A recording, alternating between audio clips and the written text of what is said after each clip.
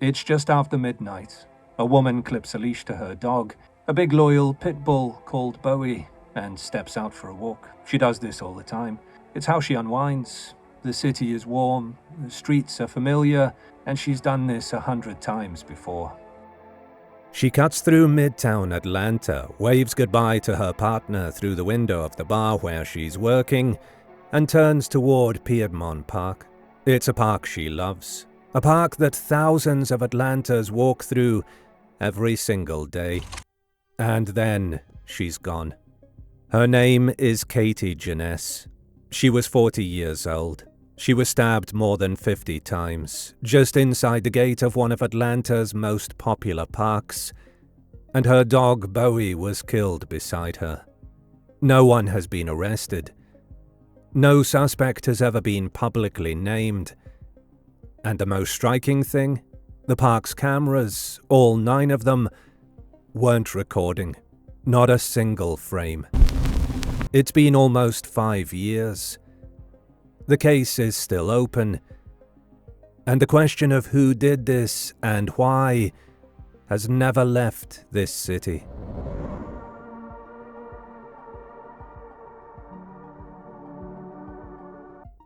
Who was Katie Janness?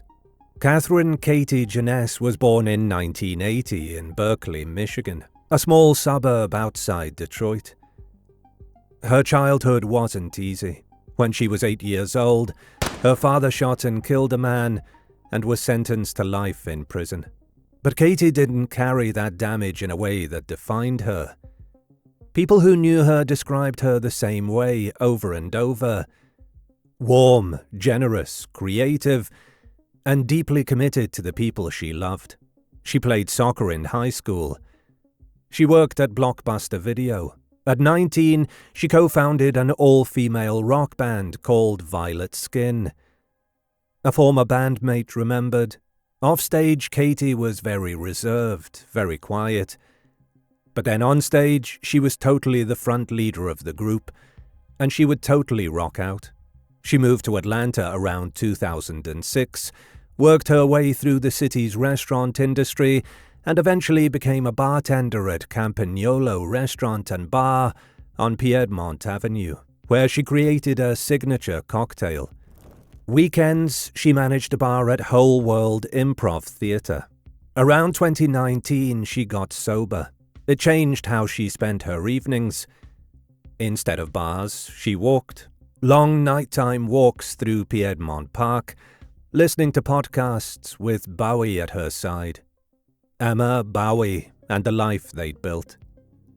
Katie's partner was Emma Clark, about 10 years younger, also in the restaurant industry.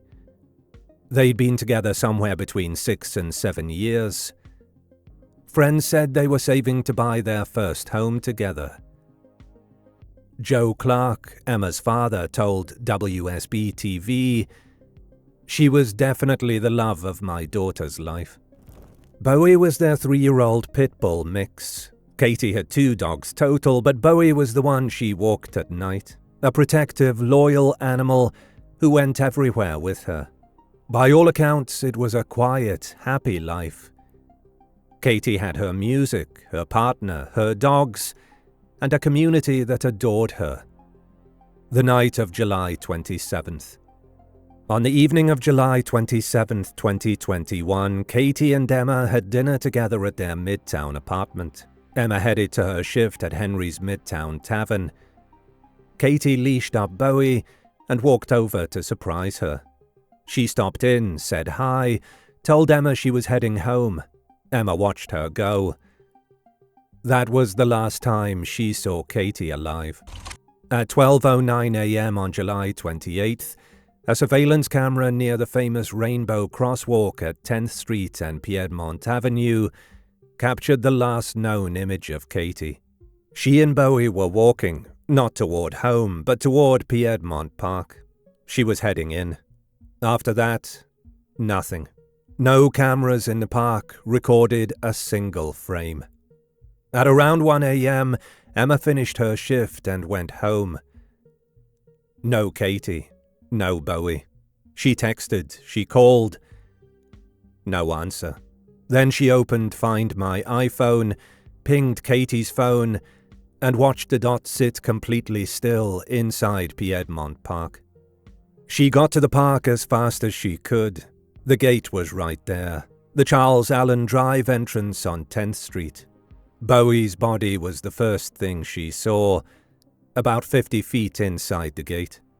Emma Clark told 11 Alive, "I ran up to her. I tried to feel for a pulse, but it was clear that she was gone. I turned around, and I just ran out of the park. It was dark, and I didn't know what was going on. I was terrified and shocked." She called 911 at 1:11 a.m. Within minutes, Atlanta police arrived and confirmed what Emma already knew. Katie Janness was dead. What investigators found. The crime scene was close to the park entrance, close enough that residents in the condominiums directly across the street would have had a clear view. If anyone had looked out their window that night, they might have seen everything. Nobody did. Nobody reported hearing anything either, despite a nearby restaurant where people were still outside, talking and laughing. The autopsy, released in November 2021, documented injuries that homicide investigators described as among the worst they'd seen. Over 50 stab wounds to her face, neck, chest, back, arms and hands. At least 15 to her head alone. Both carotid arteries sliced, causing rapid catastrophic blood loss. The letters F, A and T carved into her torso. Forensic investigators confirmed something that makes this even harder to process. The letters were carved while Katie was still alive. She had defensive wounds on her hands and arms. She fought back. Bowie was killed on the path nearby. The police ordered a specialized necropsy at the University of Georgia College of Veterinary Medicine, specifically looking for the attacker's DNA in the dog's mouth. Those results have never been publicly released. The cameras that weren't recording. Here's the detail that stops people cold. Piedmont Park had 9 internal surveillance cameras. All 9 were non-functional that night. They'd been installed back in 2008 as a pilot project, ran on obsolete technology, and were never integrated with the city's monitoring systems. They were kept in place because officials believed their presence alone acted as a deterrent. They weren't recording. No footage exists of what happened inside that park. The Atlanta Police Homicide Unit activated immediately. The FBI arrived within 24 hours, including the Behavioral Analysis Unit, the most elite criminal profiling team in the world. Fulton County prosecutors came in. This case was treated from day one like the priority it was.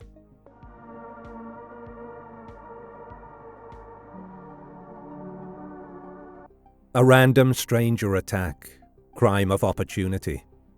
The most common instinct when something this brutal happens in a public park. A predator was there, and Katie happened to cross his path. Piedmont Park had a history of after-dark crime. In 2009, a gay man named Padraig Boland was fatally stabbed in the same park, also with non-functioning cameras. For many people, especially early on, this felt like the most straightforward explanation. But forensic experts pushed back on it hard. Former Fulton County prosecutor Ash Joshi told Fox 5, "It certainly moves us away from the stranger on a stranger theory of the case." The reasoning is the nature of the attack itself. More than 50 stab wounds, ante-mortem mutilation, the carving of letters into a living victim. This is not what random opportunistic violence looks like. This is sustained. This is personal. It takes time. A stranger looking for an easy target doesn't typically do this. The other problem, Bowie. A 3-year-old pit bull is not a trivial obstacle. Any opportunistic attacker would have faced serious resistance from that dog. The fact that the attacker was able to neutralize Bowie and Katie without anyone nearby hearing anything speaks to someone who was either familiar with the animal, highly experienced, or came extremely prepared. This theory isn't impossible, but the evidence doesn't support it as the most likely explanation. A targeted killing. Someone who knew Katie. Multiple forensic experts landed on the same interpretation of the wound pattern. This level of violence almost always indicates either deep personal anger toward the specific victim or a sadistic predator who had fixated on her. Paul Belly, president of the International Homicide Investigation Association, told 11 Alive, "When you see that number of stab wounds, I can't help but think that typically shows a significant amount of aggression, whether that is aggression towards that particular person." Dr. Priya Banerjee, a forensic expert at Brown University, noted that the disfigurement indicated a very angry person and pointed out something crucial. If you wanted to kill someone, you stab them in the chest, not slash the breast, and not carve the word fat. The mutilation served no practical purpose. It served a psychological one. The fat carving has baffled everyone. Katie, at 5'5" and 150 pounds, was not overweight by any objective measure. Some investigators and online sleuths believe the letters are either incomplete, part of a longer word that wasn't finished, or a personal insult from someone who had a specific, distorted view of her. Either interpretation suggests someone with an emotional connection to this particular woman.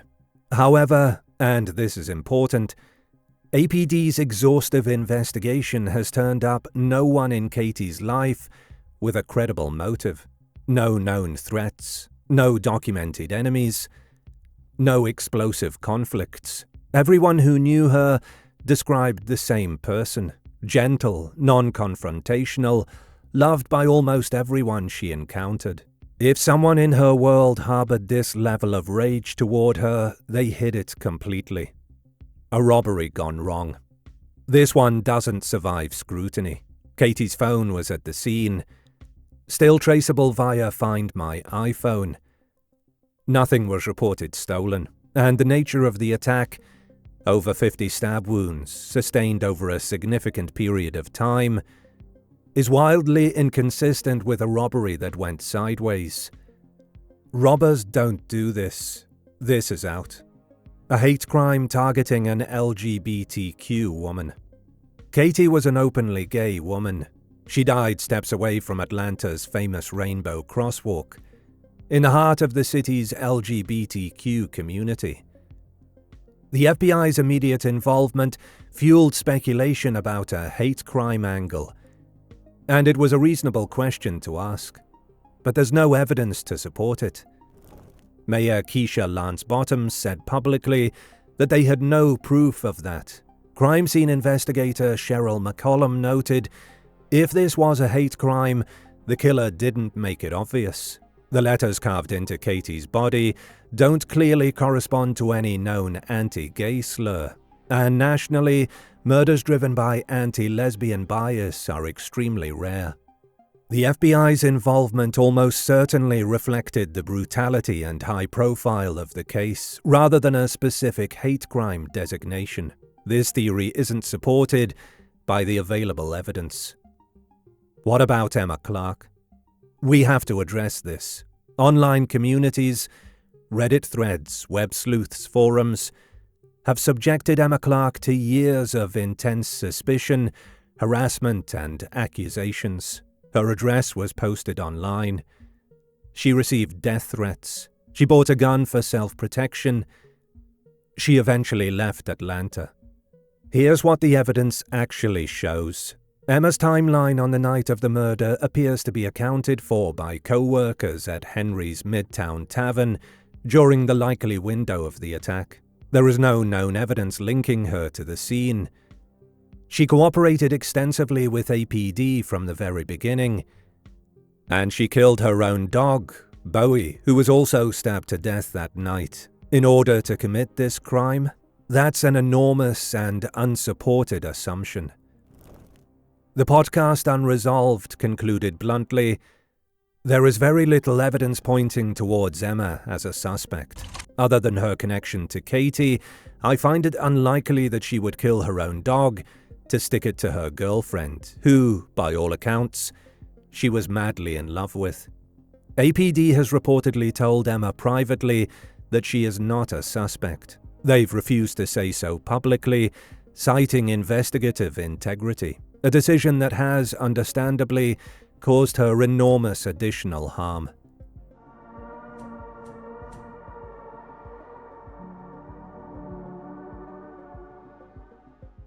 And who most likely did it?